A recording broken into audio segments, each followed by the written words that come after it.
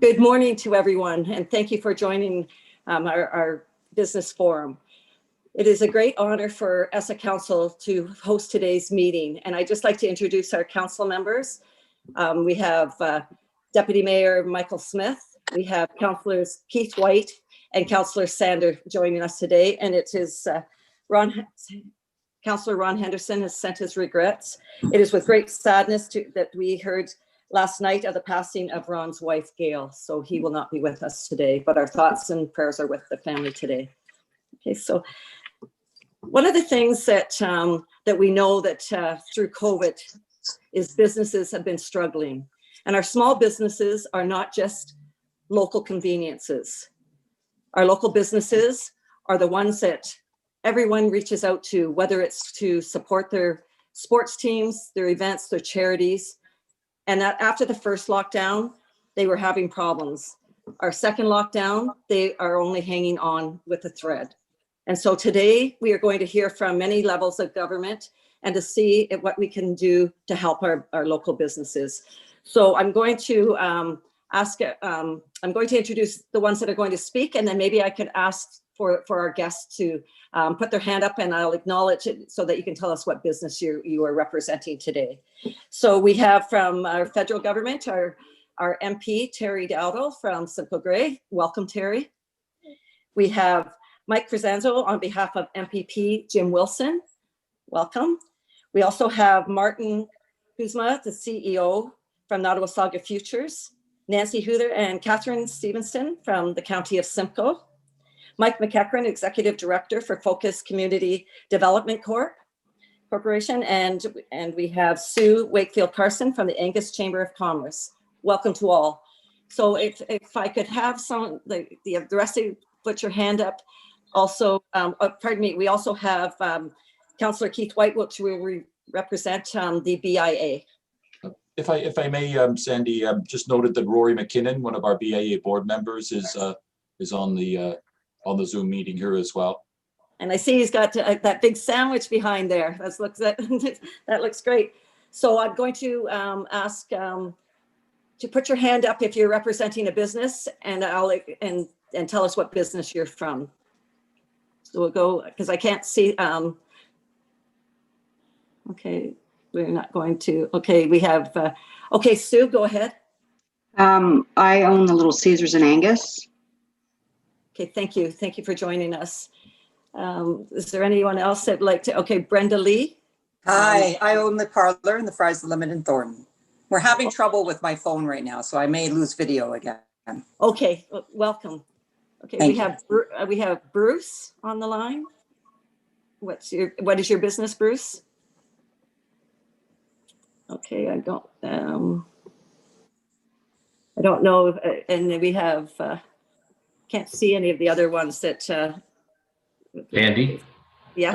I'd like to introduce Greg Applegate. He's with a longtime resident of Essa, and he owns a company in Barrie, ABA Machines Welding. Okay, welcome, Greg. I only could see some of the names on the bottom. So, okay, so we'll start our meeting, and I'm sure that the businesses will join in if they have questions after listening to our guest speakers. Our first guest speaker is our federal government rep, MP Terry Dowdle. Terry, welcome. Thank you very much, Sandy. I want to thank you and council for organizing this meeting here this morning. I know that it's been a troubling 10 months roughly for a lot of people, and it's fortunate that most levels of government here are working together to help their citizens and help their businesses. And it's been a learning curve for all of us, I'm sure. There's lots of questions, lots of comments. I have a feeling that Michael's going to get beat up a little more than I am probably today with the provincial things that are going on and mandated at this time, especially related to the businesses. But I'll just give a quick overview of where we're at from a federal perspective. When the pandemic first hit, I'm going to put it all out there that the Liberals did a great job. I will say that at getting money out to a lot of the individuals quickly. But one of the sectors that probably was hurt and definitely hurt the most was the business side. And some of the things that they proposed originally affected where we are here today. And one of them was there's basically 3 programs that we offer through the federal government that have changed over time, but mostly because of realizations that the programs either weren't successful or weren't really helping out some of those businesses. So they have adapted, which is good news, that they are listening. It's just the time frame that sometimes we're frustrated with. So the first program that probably went out there at the time was the emergency wage subsidy, and the initial process was 10% that they were going to pay different businesses, and that didn't fly. And part of the problem then, which we're hearing a lot of it throughout the whole riding, is a lot of people then decided to take the $500 and they laid them off. And then later it came to the 75%, and they wanted to get some of those individuals back, and quite a few actually, depending on the sector or the business that individual owns or operates, have had a hard time getting employees back. So we are happy that there is that. Hopefully everyone that has a business, depending on how many employees they have, has took advantage of the wage subsidy. It's continuing to go, and there's been changes as that goes along too. So as a basically January now, they'll organize the claim periods year to year, and it's a sort of a complex number how they figure out exactly what it is. So I would be here for hours explaining all of that to each of these people and where they fall into that category. But I would suggest that anyone that's interested to get a hold of my office in Alliston, if they haven't taken advantage of the program, just to deal one-on-one with that. So my office is, for anyone that wants to know, is 435-1809, and that's in Alliston, 452 Victoria Street. So again, 435-1809. So that was one of the programs that is up and is running today. The next one that is out there is probably the one that I think is probably the most useful for small businesses, and that was the emergency bank loan that you could get. And it's changed. It's morphed over time. Again, it was very difficult. You had to have a business account, and many businesses, maybe even some that are on this phone or this Zoom meeting today, have probably applied before and been turned down. And every month it's really changed. So now you don't necessarily need to have a business account. The first uptake was $40,000. And you get back, you have to pay back 30 by March 31st, 20. What is it? 20. It's 2 years to the date. December 31st, 22. They changed. 22. They changed it, and now the loan is an extra 20,000. So any of those businesses out there that got the original 40, you only pay back 30 as long as you pay back in the two-year period of time. Now it's actually 60,000. So you can apply again. A lot of people don't know that they can get that next loan, and a lot of people are shying away from that because they have the fear that the government. They don't want to get involved in the government, but I suggest to all the small businesses out there now, it's not your fault that that you're shut down, and the assistance is there for a reason, and that's what we tell people. I'm really surprised how many people haven't took advantage of that program to date. When I run into people, I mention it to them. It's one of the simpler ones to actually apply for, and it's one of the quicker ones through your bank that you'll actually get the financial money quicker than a lot of the other programs. So anyone you know out there, really direct them if you can to that program, because there's a lot of really happy people after the fact that they get the money. And then the third one that we have was been probably the biggest mix up of all, and it's been the commercial rent program. So it was rolled out that originally that would just be landlords, and a lot of landlords didn't take advantage. So 50% of the rent basically is picked up by the two levels of government, and 25 by the landlord. And a lot of them, the ones that really did and were very, very good to their tenants here, were mostly ones that were from the ridings and owned buildings. We had a lot of problems with the 416. I don't want to center them out, but that was probably the majority of the people that didn't take advantage. So we pushed. There was only 16% uptake from businesses to take that program. So anytime that the government is offering basically free money at that time, and you're only getting 16% uptake, there's definitely not a good program. So they've since changed it. It's pushed. It's taken 10 months, which for some businesses, it's not a good time to answer the phone because they're having a tough time and they're struggling, but they have changed it now. They are going to pay back to September of this year, and now the actual tenant will be able to apply instead, or it's new that way, which is we're really happy about. We wish it was done a lot earlier, because since that period of time, there's been a lot of businesses that have failed. So we are happy to see that. So they should. Everything is almost past that will be coming. And probably the biggest hole that we have still today out there, if you're talking to any businesses, and I know I've talked to Mike McEachran's on here, I've had a good meeting with him as well, with his frustration that he's hearing through his clientele as well, is that if you've opened a business under a year, so a lot of people have a dream, open their business, COVID hit, they started before COVID, by the time you line up your finances and do everything you need to do. And there are, at this particular time, zero supports for any of those business. So we are going back. I'm going back to Ottawa in 2 weeks. I will be there for the week. And certainly my caucus, we're bringing up the fact that it's just unfair business practices for those individuals that are out there that are trying to, we need every business to stay open, and they can't apply for the rent subsidy. They can't apply for the CEBA loan. So there's absolutely nothing for those individuals. So we'll continue to push for that change. I know it's taking a long period of time. That's probably the most frustrating part, to be honest with you, not just for myself sitting in the office, but for the staff as well, is that there's a lot of policies that are mentioned, but we don't really have all the information or exactly when the rollouts will be, so our phones start ringing. So we're hoping now that we got a vaccine, that the good news is that it's on the horizon. Hopefully that'll change things, but we've pushed for a long period of time as well, and we continue to push for the fact that that's a major tool in the toolbox. But I think the other important piece that we should be using, that's out there that a lot of countries is rapid testing. That we feel that the rapid testing that you can get, I've had some done myself, that takes 3 minutes. I know that certainly not only would individuals want that so that they could visit their elderly parents, perhaps go on trips, but even businesses, depending on the size, I'm sure in discussions with a lot of them, they would probably pay for those tests themselves to make sure that their employees are safe. And also the fact that the time lag to get a test and find back is lost production. So we have a lot of work to do moving forward, but any questions, any comments at all, I'm here now, but I certainly would push you to reach out to my offices. I have one in Alliston. That's the number I gave you. There's one in Collingwood if you happen to live closer to that end of town, and we will help navigate you to the best of our ability. Thank you very much for all of that information, Terry. Now we'll look to see if there's any questions for MP Terry Dowdall.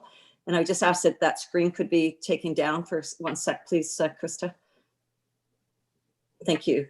So I ask you to raise a hand if there was any questions for our local MP.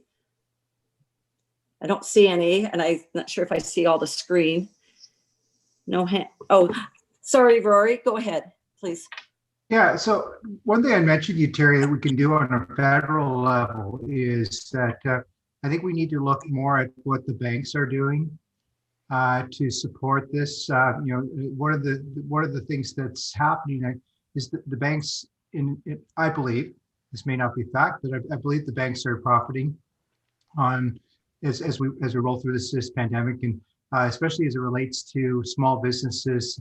Small business loans, they're very happy to extend credit to businesses, but it's at an exorbitant rate. And I'm hearing that from a lot of small businesses, is that the banks are not supporting the PR. The optics are very, very positive, but the reality is that their small businesses are going deeper and deeper in the hole in order to survive this. So the banks have become the federal help program, and there's what more can the banks do? I think is something that lies within the federal preview, and in ensuring that they're treating small business fairly.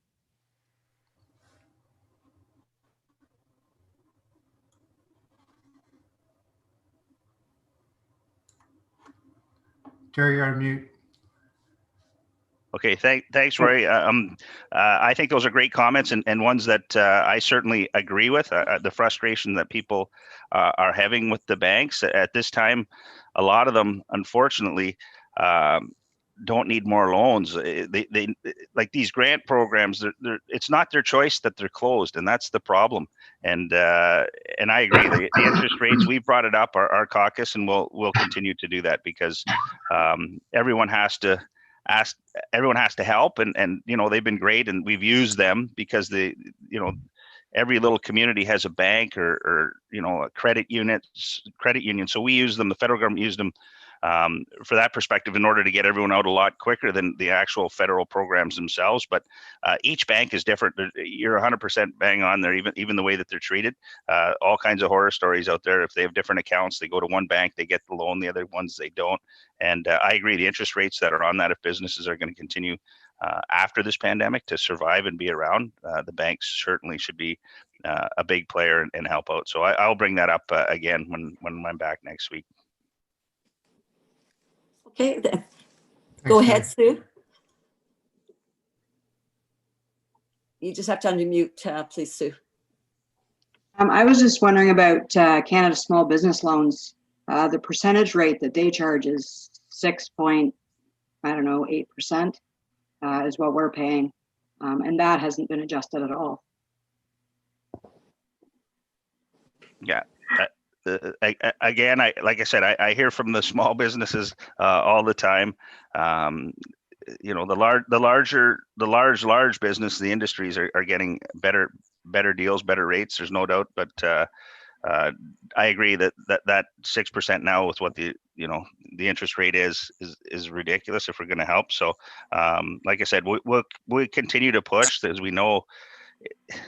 They're already worried about keeping their business open, let alone going to have another, like when things pick up, they don't pick up immediately. It takes time for consumer confidence that people will be back out there shopping and buying and doing everything that they do or did before. So that is a concern that we're hearing a lot of small business that they just don't want to, at this particular moment, they don't want too much debt. Like they're just worried about it in general to pay it back because they couldn't really afford a lot of the extra debt that they had when their business was running, let alone it's going to take time to get back up to where they were prior COVID. So good comments.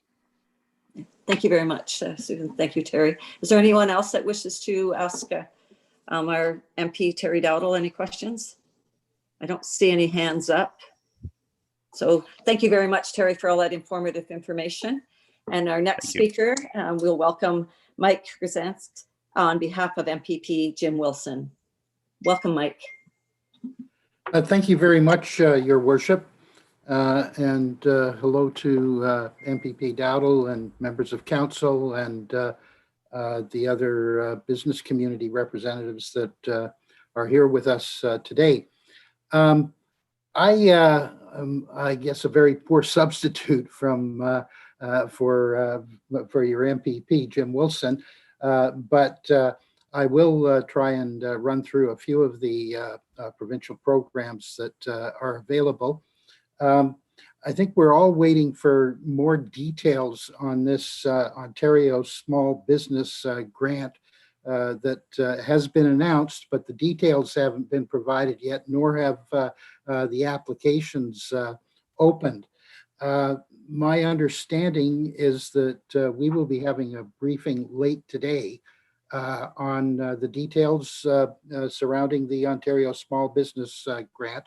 And I hope that some materials will be distributed and made available. And if folks online here today are interested in what we learn about the Ontario Small Business Grant, I'd be pleased to forward them to the email addresses that were on our invitation to join this meeting. They may not be available immediately. This may be an internal briefing, but I'm expecting that there'll be something. I think we know a fair bit about the Ontario Small Business Grant thus far. The important points being that they are aimed at any business that's required to close or significantly restrict its activities due to the lockdown. and that the grants will be for a minimum of $10,000 to a maximum of $20,000. Businesses, I believe, will be able to use the grant in ways that make the most sense for them. There are some eligibility criteria that I think the government has already put out in the news release when it announced the program. So these grants will be available to the small businesses that were required to close or significantly restrict their services due to the shutdown that was just recently announced, that began on December 26th. Businesses that have 100 employees or less, and businesses that experienced a minimum of 20% revenue decline in April 2020 compared to April 2019. So starting at $10,000 for all of these businesses, it will provide them with dollar-for-dollar funding to a maximum of $20,000 to help cover decreased revenue expected as a result of the province-wide shutdown. You'll have to demonstrate that this revenue decline of at least 20% occurred. As I say, we hope to have more information later today, and presumably we'll be able to share that with you, and we will do that if we're able to do that at that time. People, like, we know that we're going to be able to apply for this grant in the coming days, and that the application will be provided online. The other programs that perhaps we could talk about is the Main Street Relief Grant. That's been around for a bit, which helps with unexpected costs of PPP up to about $1,000. And the property tax and energy bill rebates. So businesses that are or were required to shut down or significantly restrict their services due to the recent measures can apply for rebates, and these will come in the form of grants to help with fixed costs. Businesses that are having difficulty with their energy bills may also be eligible for the Energy Assistance Program, which you can apply for through your utility provider. And apparently all businesses that are eligible for the Ontario Small Business Support Grant will also be eligible for these property tax and energy bill rebates.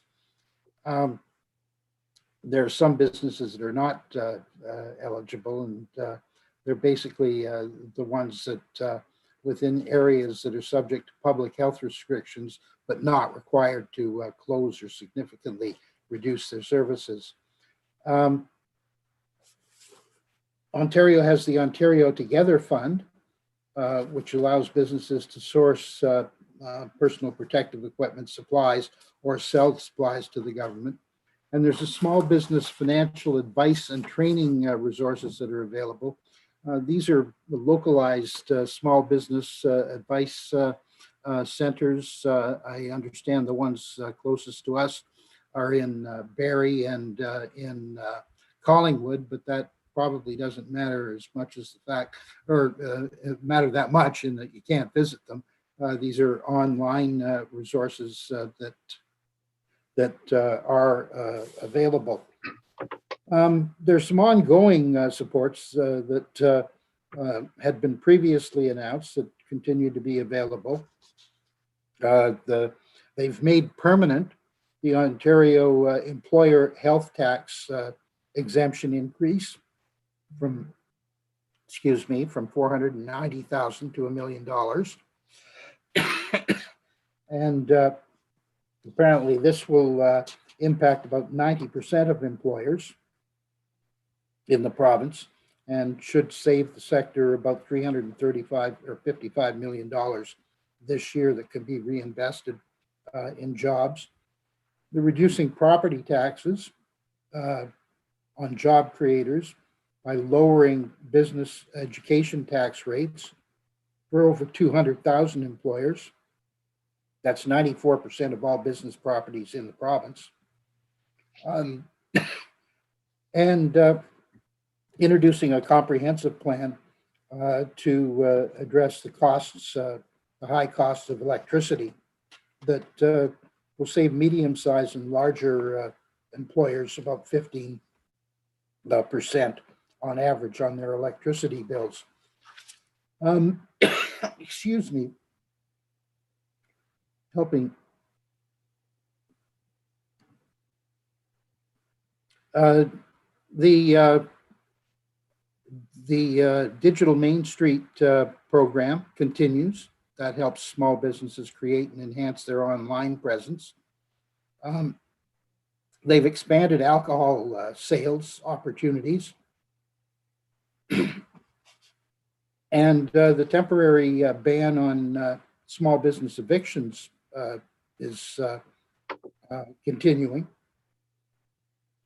In addition to that, for the small restaurateurs, their food delivery companies have been required to limit the rates they charge to 20% for each transaction, with no more than 15% for commission for food delivery service.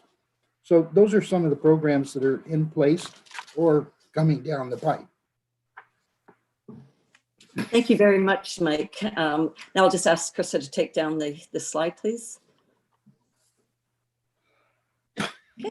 And is there anyone that would like to ask the questions of Mike for the provincial government?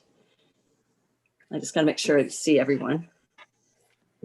I don't see anyone. One of the questions that that we keep receiving, Mike, is, and it's a daily question, and I mean, it's been on the news and everything, is about the big boxes staying open, the small ones not.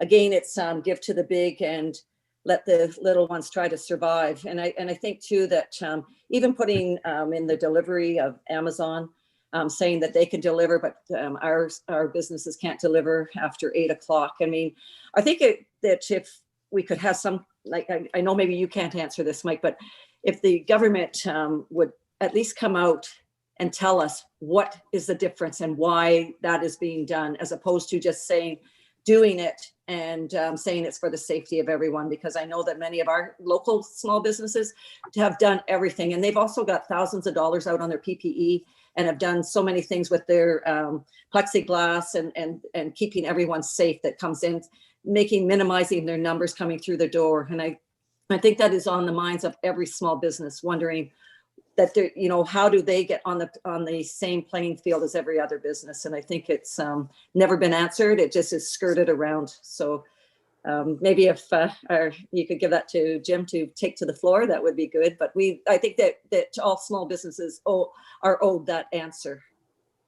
I couldn't agree with you more. I can tell you that the issue goes there are many sectors that can make a very good case why they are being treated unfairly, and that do make those cases.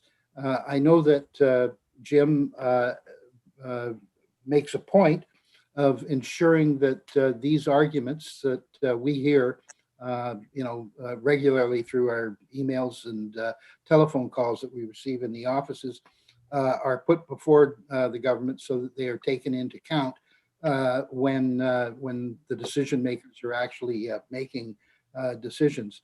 I think that there's a big fairness discussion that needs to be had, but really it's often it's not because the business is doing well and in terms of protecting itself and its customers from COVID-19. That there are other factors that are at play, and I'm not at that table, and unfortunately, neither is Jim right now. But you can imagine the difficulty governments have in making these decisions, and the inconsistencies as well. As a communications person, I think that you're very right to be asking them to fully explain the reasons behind some of these decisions that seem so unfair. They've got to make decisions, and some of them, I'm sure, are very, very difficult to make. But I think that they also have to communicate properly so people understand why the decisions are being made, and they have to communicate that the concerns of the people that raise them are being taken into account. And Thank how. you very I guess too is the other thing that that they came out with was spoke by the minister, is saying that they're going to go to the large box office in droves this weekend. But the point is that they're probably doing what they're supposed to be doing. That wasn't really, I don't believe it, that question that helps any of the small businesses. I think that is just to maybe to say that this is why they're being able to be open. But I just think that, like you said, more clarity needs to be brought to the table of small businesses. And I think that they need to be able to be on the same playing field as any other business. Because if as we know, a small business comes out as a dream, and then it becomes the backbone of all of our small municipalities and our cities for that matter. And without them, I think that we're going to be in a lot of hurt. So I'll open it up to the floor to see if anyone else has. Go ahead, MP Terry Dowdle. Thank you. It's great to put the province on the spot. I kind of enjoy this, Mike. No, I think the key is in that first comment that we just had is consistency. In order for people to have buy-in, we need consistency, and I agree, and I know you do too as well. So it is unfortunate I've talked to many doctors in my area, and there is no tie-in to small business, and more so than any other business, as long as they follow the same criteria. So certainly it's hurting more than anything the small rural communities, because that's what you have is smaller businesses. But the other part that I'm kind of wondering about, and it's about the rollout for the vaccine. And I know, from the federal perspective, we've dropped the ball because we don't have enough quantity, and it won't be out for a while. But I'm just the priority of who's going to be vaccinated. And why I'm asking is I know that seniors, and certainly those that are susceptible, should be top of list to frontline workers. But I'm just wondering if there's any input into business sectors like small business, because I see so many people during a day, or I know we have, as an example, Rory's here, he's got a McDonald's with lots of employees. Are they going to base any of it after the initial individuals that they've kind of highlighted to say that, those that are going out and are still part of the workforce, will they, all things being equal, that they're healthy? Because that's what we need, is that because they're the ones that see the most people during a day, and you want to make sure that their employees are feel safe as well. So I don't know if you have any information on the rollout. Yeah, unfortunately, Terry, I don't have any information on that. However, you make a great point. Essential workers who are out there every day, and they include, people that run essential small businesses, should be given some sort of consideration when it comes to priority. I would think there are a lot of groups that can make claim to priority, but I will ensure that Jim is aware of this, and I'm sure that he would want to pass that on to the decision desks, and that he will do that. Thank you, Mike. Thank you, Terry. Is there anyone else that would like to ask any questions? Go ahead, Rory. Yeah, just two things from a provincial perspective. Just hearing from folks through the BIA that the difficulty people are having, and Premier Ford mentioned it, and I think last week he said, we've got spent, I think it was $11 million of $600 million of the rental assistance program has been tapped, and he was saying, come on, like use this money. It's been put aside. There's so hard to fill out those forms and to access those funds. People are really struggling with that. And I've heard that from several business owners as well, like landlords, as well as tenants. The suggestion I'm just passing on is that the provincial government creates an ombudsman office around that to assist people in actually accessing those applications. You know, I actually, just out of curiosity, I'm not a landlord, but I went into the site and looked at what's involved actually to access that, and it is brutal. So there's just a lot of red tape and a lot of bureaucracy to actually be able to get at that those funds. So they should be easier to access. Those people, more people will access it if they do that. And the second thing is related to the delivery fees. And Sue, you could probably relate to this, is that the delivery companies, what they've done with this new mandate is they've taken the delivery fee and they've dropped it to 15%. And the rest of it has been moved into a processing fee, which isn't covered under the legislation. So they've actually, you know, they've you know, okay, I'll only charge you 15%, but I'm going to charge you a processing fee and going to charge HST on that as well. So that's happened within the industry as of when that legislation went in. So they've, you know, that's a end run around what's happening. And delivery is growing. No doubt about it. My delivery business is up huge. And we're only dealing with a sort of a small delivery company within the Alliston and Angus area. But yeah, it is going to grow as we cycle through this. It may sustain, but that, you know, directionally, what the provincial government has done is certainly helping restaurants with the delivery side of it. But you need to take a look at what the real cost is. Thank you for those comments. Everybody's looking for workarounds for everything, and that's the first I'd heard that of these processing fees. But again, I will have that conversation and with Jim, and I'm sure that he'll want to raise it with his colleagues. So is there anyone else that would like to weigh in for the provincial government? Seeing none, we'll go on to our next speaker. Thank you so much, Mike, for bringing all that information. Thanks for having me.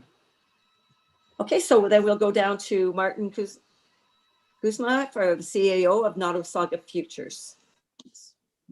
Awesome, thank you.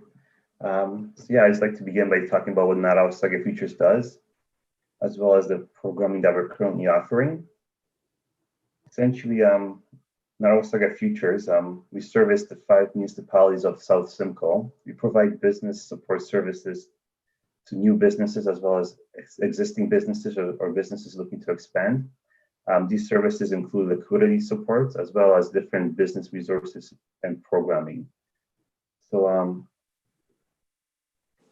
one of the bigger programs that we're currently offering is the Regional Relief and Recovery Fund. It's similar to the CEBA loan, except in our case, there are just 2 main qualifiers. The business would have to be in operation before March 2020, as well as the business has to be viable and has to be within the 5 municipalities of South Simcoe. Under this funding, businesses can get liquidity support up to $40,000, and it's the same idea where 25% is forgivable upon paying off the loan prior to December 31st, 2022. After that point, the loan turns into a 3-year,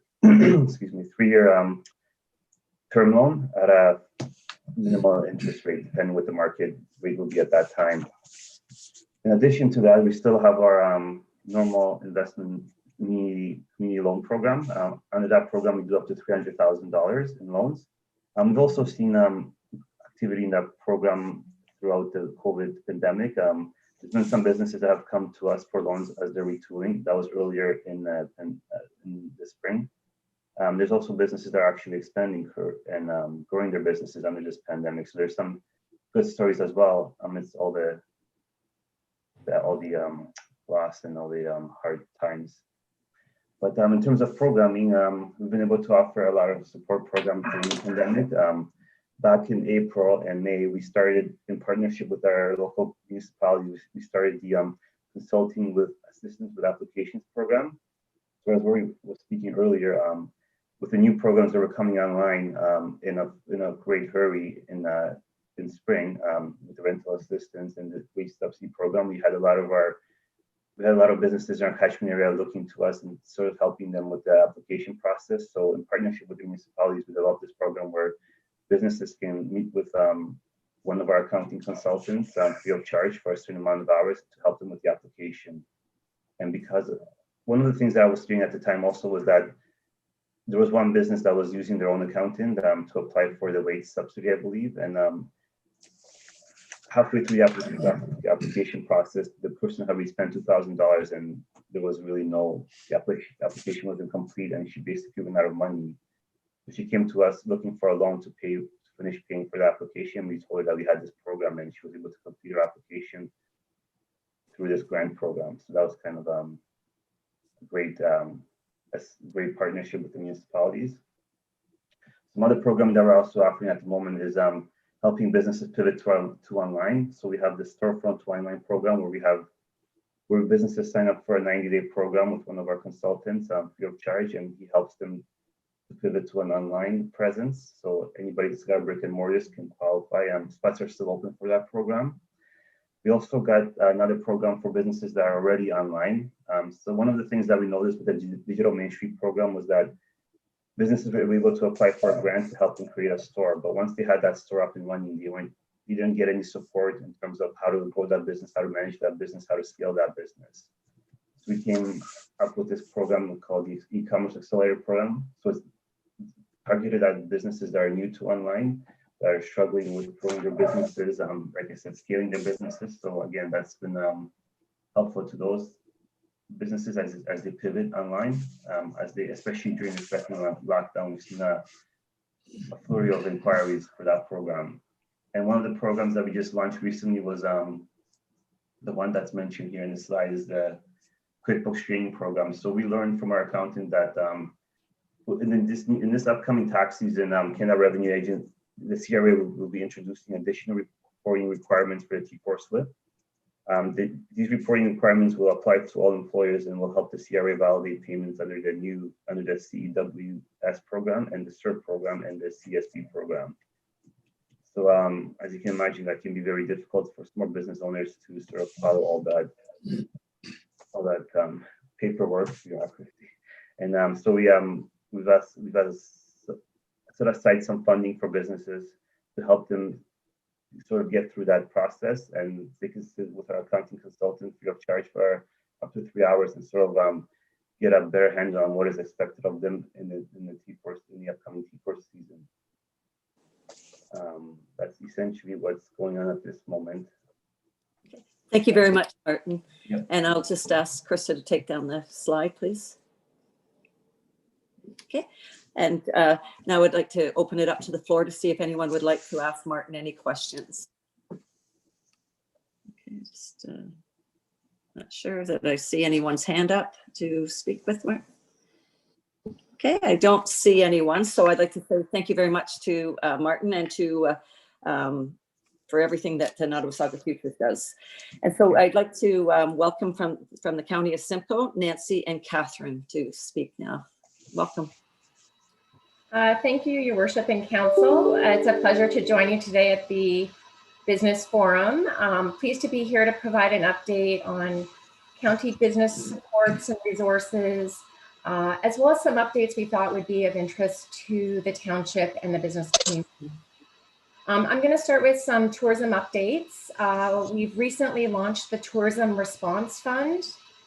This fund provides $500,000 to be distributed by Regional Tourism Organization 7 in collaboration with the county as well as Grey County, the cities of Barrie and Orillia for tourism-related businesses in the form of a one-time non-repayable contribution of $2,500 to $20,000.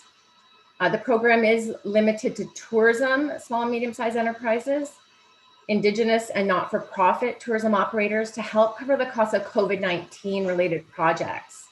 The fund is not for marketing or marketing related projects. And applicants do need to have a matching cash contribution of 20%. So the application deadline is coming up quickly for that, January 31st. And businesses can visit rto7.ca for guidelines and the application. Also, there's the 2021 County Tourism Culture and Sport Grant. That grant supports and enhances tourism, culture, and sport across Simcoe County. And the grant guidelines and applications aren't available yet, but they will be launched February 15th with a $600,000 funding envelope. So that for that program, not-for-profit organizations and municipalities are eligible to apply. And just a couple other Tourism Simcoe County updates. We're in the final stages of developing an agritourism toolkit to be available the end of March. This kit assists agritourism businesses to become market ready for visitors. It includes details about planning, public health, bylaw, insurance, business development considerations, such as business plans and market comparisons, as well as examples of best practices. And finally, with respect to tourism, I just wanted to relay that all the current tourism Simcoe County marketing campaigns do focus on shop local. Tourism Simcoe County is featuring a list of retailers open for delivery or curbside pickup on their website. So you can visit experiencesimcoe.ca for more information. And I'll just run through briefly a few economic development updates. The County of Simcoe Economic Development continues to track and update resources and supports available to businesses to support them in the pandemic. I know there's a lot out there, so this is one place you can go to get all the information.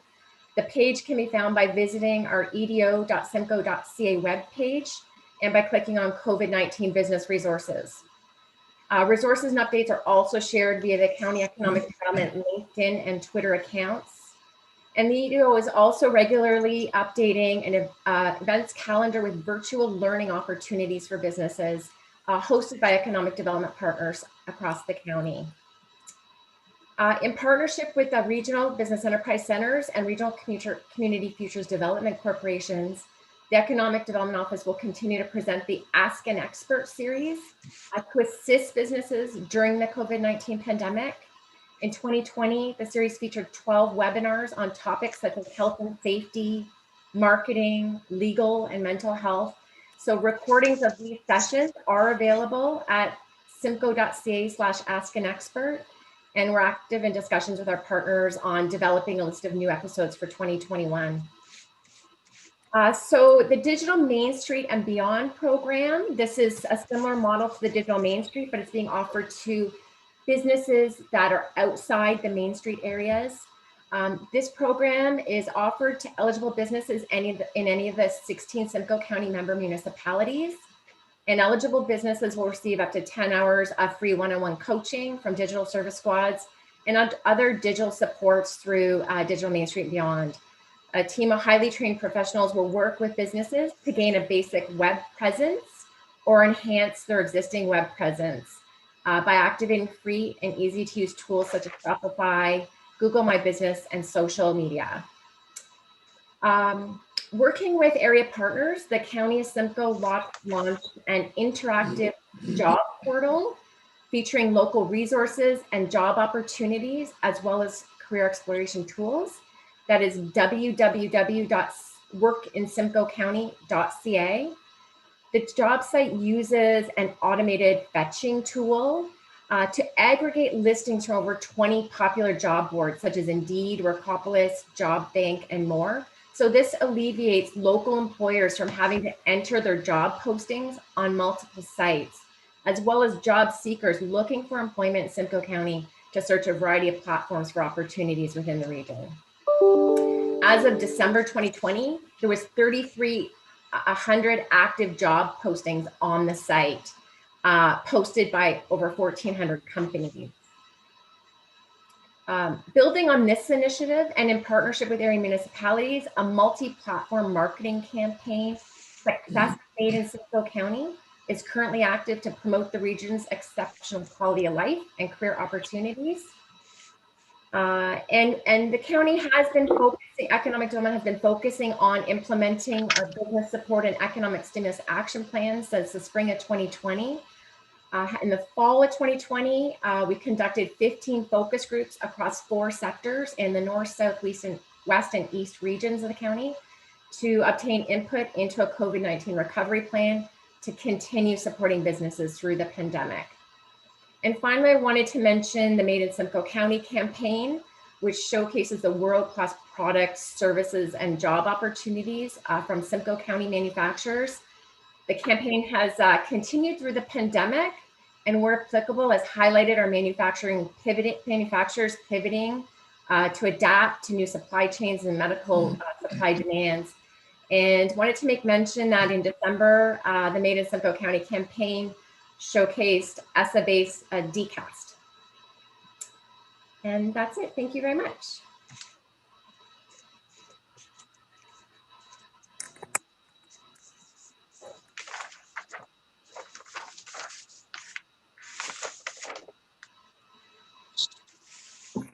For all of our viewers and for the panel, I just want you to know that this will be kept up on YouTube, so that for any of the information that you're trying to hurry and write down, that you'll have opportunity to go back and to visit it on YouTube. So is there any questions for Nancy? Seeing none, just a sec. I just want to make sure that I captured everyone. I don't see anyone there. So I'm not sure, Nancy, or if Catherine's going to speak also, or was it just yourself? Your worship, I actually covered off on everything. I think Catherine was going to join us if there was any specific questions related to the tourism. Oh, okay, we thank both of you very, very much. And thank you for all that information. So we'll go down to, we'll go down to our next speaker. And our next speaker is Mike McEachran, which is Executive Director of Focus Community Development Corp. Welcome, Mike.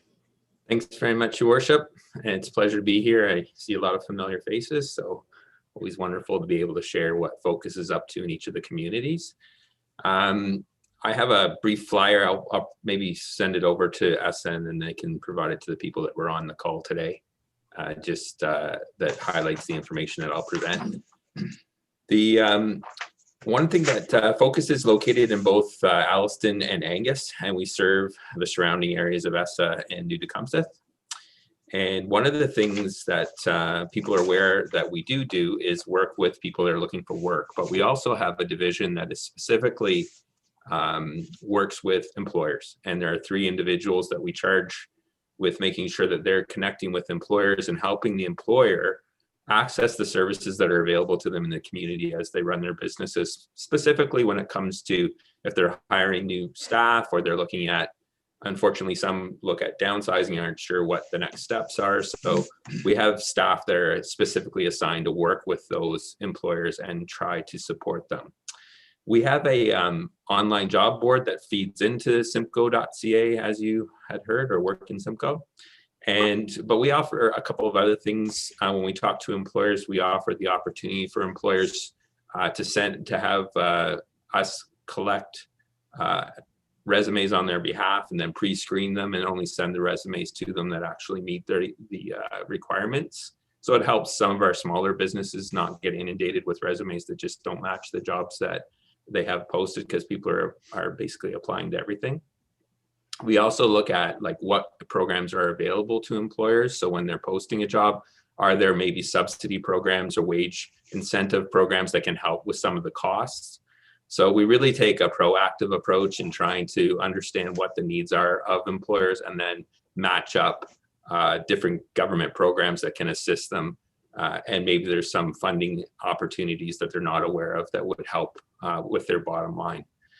There are numerous government programs, and I certainly heard Rory's comment and business comments about how to fill out applications and how to get the money or access the money. And we're pretty good at doing that kind of thing. So we try to make it as simple as possible for the employers as well to access the financial incentives that are available to them, and try to take out a lot of the paperwork part of it and just get the money flowing to the employer. We also offer up our centers if employers want to hire off-site. So we'll provide office space for them to meet with potential candidates. We can help with setting up advertising job fairs for them, providing space for job fairs if those are things they require. We also work with employers around HR kinds of issues, and also directing them to appropriate support. So if there's a particular issue that's happening in the workplace, we can actually direct them to some supports that'll help them deal with that particular issue. But again, we're there. I guess the underlying thing that I like to say to people is we're there. We have 3 people that are dedicated to working with local employers. If you're thinking about hiring people or you're not sure what to do with the staff that you have, talk to our people, and they can work with you to see what's available to them, work through the application processes of things that you might want to have access to, but also find the resources that are available to you to make sure that you're taking advantage of all the things that are out there to support you. One of the biggest things that we have available right now that's important people, and we've had for a while, is the Canada Ontario Job Grant. There is an opportunity for employers to get money to help support training their existing employees. So this is an existing employee program, as well as unemployed individuals that they're bringing on or offering a job to. Large employers can get up to half of the direct training costs reimbursed to them. And I'm just providing a summary of this, but the smaller employer can get up to 100% of the funding, up to $15,000 per trainee, if they're bringing on an unemployed individual to fill a position within the organization. Even if they're not bringing in on a new or an unemployed individual, smaller employers are only asked to come up with 1/6 of the eligible training costs. So there's a really good opportunity there through the Canada Ontario Jobs Grant to upskill your current employees, but also if you're bringing on a new employee, get some training provided. And it's rare that you find 100% funded opportunity in the government, but this is one of those. And again, our people are here to help support employers to access those programs, fill out the application forms.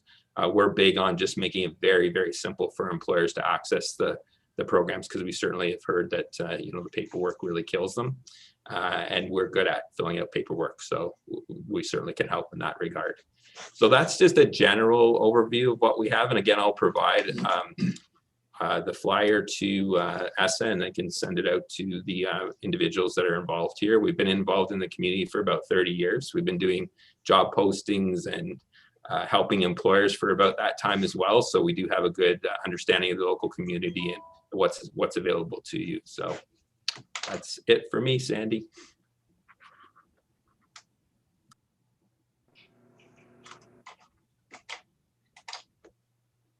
I guess see. Yeah, I'm unmuted, so I'm not sure if you've heard or not, but Focus has been around for many years in Essa, and also many of our businesses have taken advantage of what they provide, and they're located on Mill Street in Angus. So thank you very much, Mike. And I will look to the floor to see if anyone would like to ask any questions of Mike. You just have to raise your hand. Cecilia, you have your hand up? No, I'm okay, thanks. Okay. Okay, your hand's up. So I don't see anyone. Are we all okay? Good to go? Okay. Thank you again, Mike, for all the information. Thank you. Okay, so we'll go down to our next speaker. So it's Councillor Keith White, the chair of the BIA, and we have board member Rory McKinnon. So I'll look to Councillor White to bring us an update from the BIA. Thank you very much, Sandy, and thank you to everybody for your presentation so far. It's very interesting and certainly educational for everyone to see the various programs that are out there from different sources, which I think is awesome, but I think in turn, it sort of brings to mind certain challenges that we might have or have had in the past. But first of all, I'll just sort of mention some of the experiences that the Angus BIA has had over the years, and more specifically just now. We do have a board of directors, as a lot of people know, in different communities, which is made up of members of our business community, which are within the designated areas. One of the challenges that we've had, being a small BIA, is actually getting to our members who may be both landlords, but also tenants within those particular commercial or industrial buildings, with regards to drawing them out or involving them in the various operations of a BIA. As far as, I guess, first of all, a lot of small tenants and landlords don't even realize that they are paying into a BIA from a financial perspective, and that those operations are beautification, for example, are paid through themselves. So those are some of the challenges that we've had in that regard, is really even getting members out to an annual general meeting. And so, we work off of different databases. We cooperate with the Chamber of Commerce, obviously. A lot of tenants and landlords are in the Chamber of Commerce also. Sandy McDonald and I, both with our own businesses, in my particular case in past years, we're on the board of directors for the Chamber of Commerce. And again, I think it's always one of our challenges to get to hear from our membership. The sort of annual beautification that everyone does is fine, banners and flowers and those kinds of things, which really sort of helps to showcase and focus on the main streets or on the commercial areas. But COVID has brought to us, a very different aspect. And I think that really from the presentations that have been here today, which are all extremely informative, and some of them maybe, businesses are aware of, some aren't, but I really sort of reflect upon maybe what the next steps might be out of today relative to how do we put our sort of heads together from the aspect of databases that exist of businesses. I know the county and RTO 7 has a lot of that as well too, so that we really continue and find better ways to engage and get our memberships. And this may be speaking to Sue a little bit as well too, but how do we draw those people in? How do we identify them? How do we keep our databases up to date? The BIA board in Angus is voluntary. We don't have a staff person. We don't have any staff budget funds within the budget on an operating basis.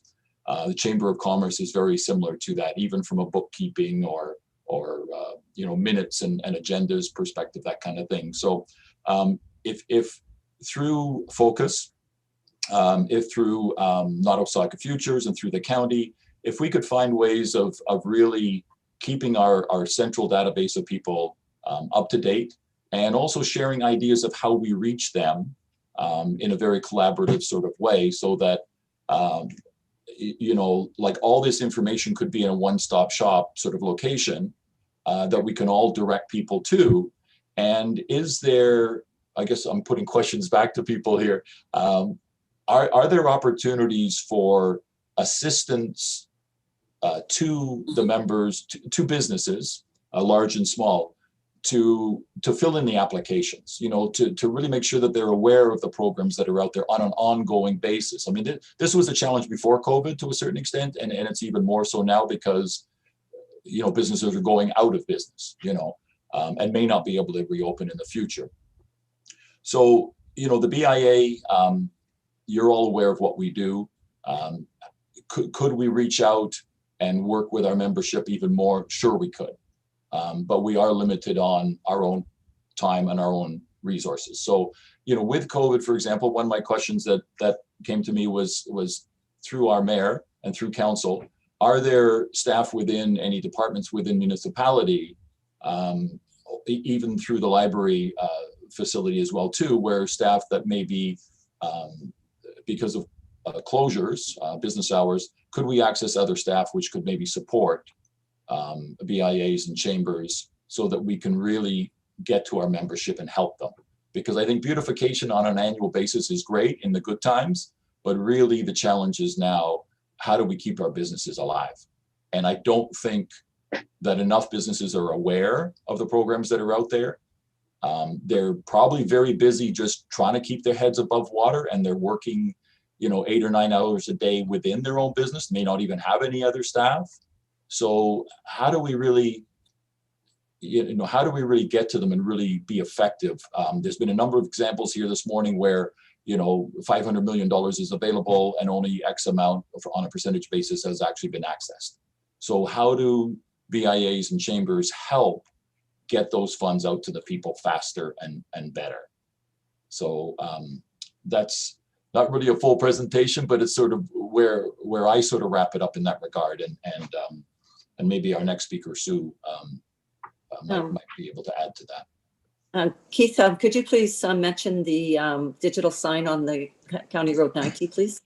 No, sure. And, you know, that's, you know, the Welcome to Angus sign. The BIA, you know, set some reserve funds aside a number of years ago. And, you know, digital sign was, you know, $44,000 kind of thing. Our messaging is up there.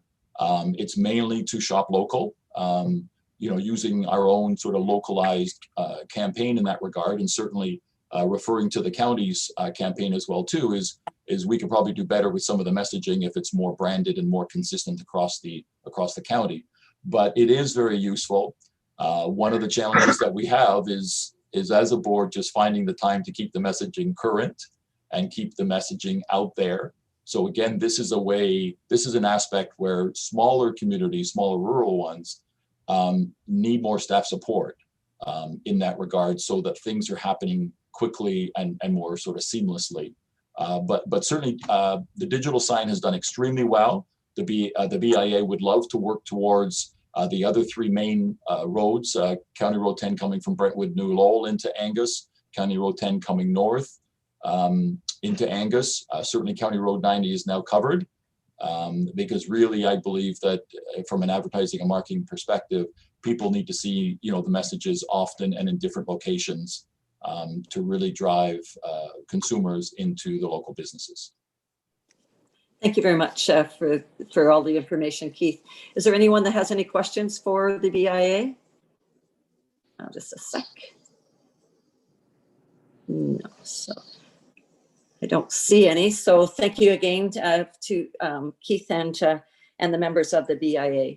So I'm going to ask if the Angus Chambers of Commerce Treasurer, Sue Wakefield Carson, would like to have any words. Go ahead. Welcome, Sue. You just have to unmute. Thank you. I didn't really have anything planned to speak about. However, what Keith spoke about regarding the membership, it is very difficult for us to obviously get anybody together right now anyway. But previously, we've always had that issue of getting the businesses out to network with each other, and we don't really have a listing of every business there is in the area. And if we could get our hands on something like that, at least we could contact each of them and make sure that we're not missing anyone. And there is a possibility of putting together a list of all of the assistance that's available. And I'm going to try and do that.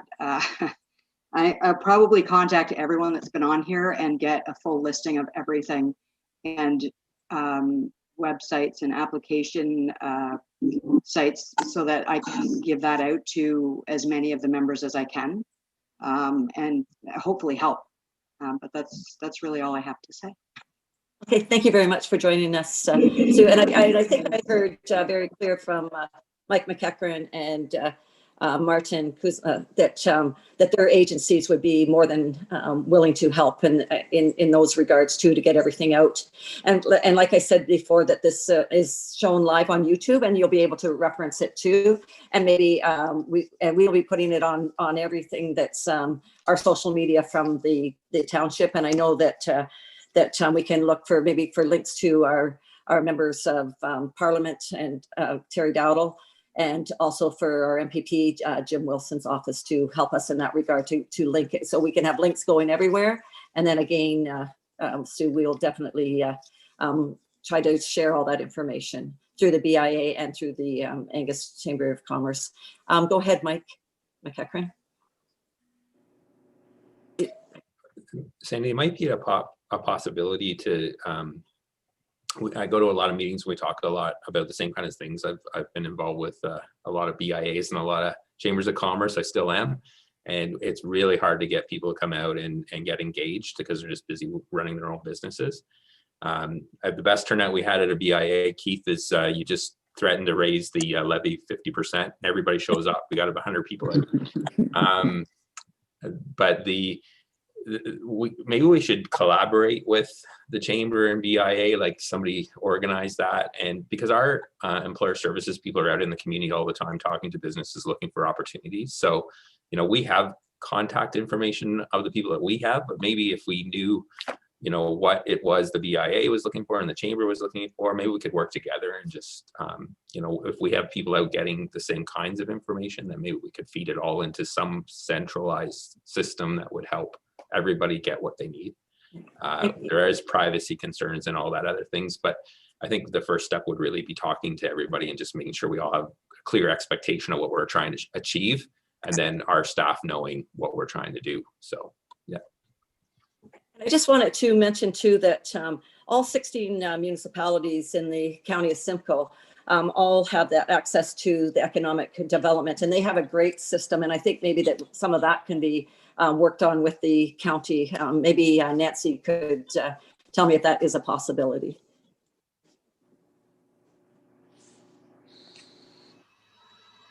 Yeah, we're happy to continue discussions with the support agencies and with the township, absolutely, in terms of how we can better build awareness and get the information out. You know, in terms of the COVID supports, we are trying with the resource page that I was referring to pull all the resources from the various levels of government. So it is a bit of a one-stop shop for resources, both funding supports, as well as sector resources, and as well as learning events around COVID. So I really encourage you to have a look at that, but absolutely happy to continue those conversations. Thanks. Okay, thank you very much, Nancy. And I think it's important too when we say that we want to get all the businesses funneled the information, because I think it's important that we are, as businesses, that we are proactive and not reactive to all of these things, that we have things in place that they can be helped before instead of after the fact, when it's sometimes they're dangling by a thread. So I think this has been a great information gathering. And I just want to close off by I'll just read, I just have something that I'd like to share. Okay, if I get it. Sorry, Sandy. Go ahead. Terry Dowdle was waving at us. Oh, I saw him. I thought he was saying goodbye. No, I'll go ahead. I want to thank you again for hosting today. But one thing that I'd also like to throw out there for mostly the individuals that are here that own businesses that are on this Zoom today, that the Canada Summer Jobs Program's out again, and you have to the end of this month. It's a great program out there to help employers for their costs, and it's also a great opportunity for younger individuals to work there. So I would definitely stress for everyone, now that we're home and you have time, there's a little bit of paperwork, but we're locked up. It's a good time to do it. Get your applications in. You have to the end of this month. Thank you very much for that information, Terry. So why support local businesses? Our local businesses is essential for our economy. They bring growth and innovation to our communities. They provide employment and great entrepreneurship opportunities and support the local economies, communities, and neighborhoods. They also care about their community, and they know their customers by name. They are our neighbors and our friends. They are what make our towns special and unique. Most are feeling a financial strain right now and are worried about the future. But if you need to buy something, try local first. And if you have some income, try ordering food or going to your curbside pickup. All of that will help be able to have the businesses here. We want them not to be, to be struggling. We want them to come back, and we want them to have our support so that they can come back and thrive. So again, to our businesses, we are here all of us on this panel are here and want to support you. And we just look to our public to support our local businesses. And so take care, stay safe, and we'll be in touch, and make sure that you share that this meeting is on YouTube. Bye for now. And also, I just like one more thing I forgot to mention. I'd like to say thank you very much to our CAO, Colleen, and to our Deputy Treasurer, Krista, for facilitating this meeting and the IT portion of it. Thank you again. And thanks for everyone for joining us.